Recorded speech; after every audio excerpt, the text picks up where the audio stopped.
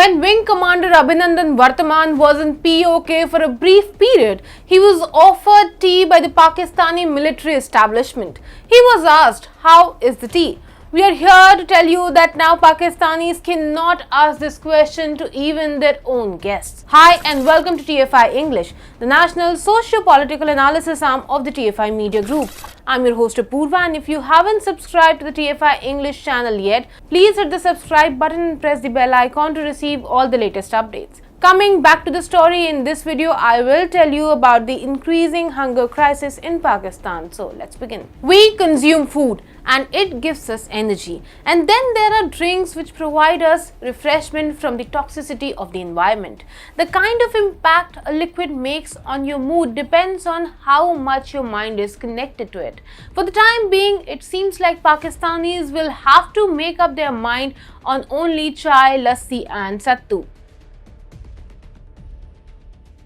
Our inimical neighbors have come up with a new solution for solving their financial crisis. They are now asking people to jerk off their dependence on imported products. According to a new advisory by Pakistan's Higher Education Commission, universities in Pakistan should start promoting local tea plantations, lassi and sattu among others. The HEC thinks that increasing consumption of Pakistan-made products will increase employment and generate income for the country. Apparently, it would help in cutting down import bills as well.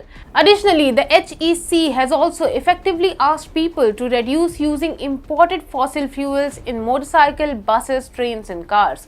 Dr. Sahista Sohail, acting chairperson of HEC, said, "I'm sure that the Honorable Vice Chancellors will be able to innovatively explore many other avenues to create employment, reduce imports and ease the economic situation." A few days back, Ehsan Iqbal, the Federal Minister for Planning, had also urged the nation to cut down tea consumption. Data indicates that Pakistanis are heavily dependent on imported tea, for which their government splurged 83.88 billion Pakistani rupees in the year 2020-2021. The move was heavily criticized on the internet. No matter how bad you think of the appeals made out to Pakistanis, the fact of the matter is that the top authorities in Pakistani polity are the only ones aware of the on-ground reality.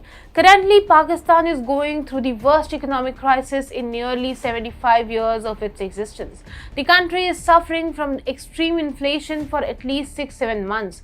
Every average Pakistani is facing difficulty in availing food for their family members. Strikes near ration shops are slowly getting normalized. Add to that the sheer incompetence of the Pakistani civil and military establishment.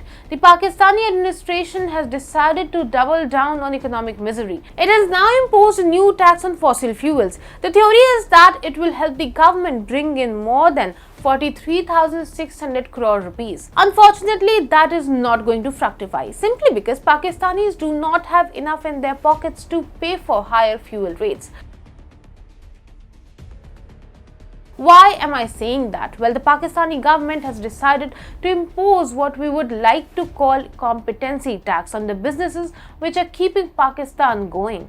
Depending on the income they generate, they will be charged with different tax rates. Higher the income, the higher the tax rate. No business can survive on that. Businesses need lower tax and a better regulatory environment to sustain them. The Pakistani state is providing exactly opposite of those essential requirements. Companies were already suffering from bad law and order situations. The new tax will further dissuade them. Factories will shut down and this will lead to more unemployment and hence reduced spending, impacting estimated fuel revenue. Ironically, Pakistan has named it as poverty tax.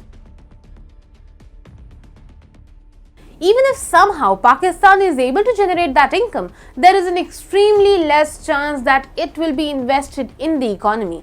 That is simply because Pakistan spends a major chunk of its revenue on exporting terrorism all around the world. In 2019, Imran Khan begged IMF for a $6 billion loan. However, his government failed to fulfill its collateral commitments, due to which only $3 billion has been transferred to Pakistan's treasury to date. The problem of low financing has been exacerbated by the increasing drought-like situation in Pakistan. India is soon going to choke the Indus River water, which will increase the problems for Pakistan. It is going to be a bigger dampener on farm productivity, and even producing tea and chickpea for Sattu is going to be difficult in the upcoming years. In short, Pakistan should declare that it is a failed state. If a country cannot be Atmanirbhar, it is not a country. It is a leech on the resources of earth.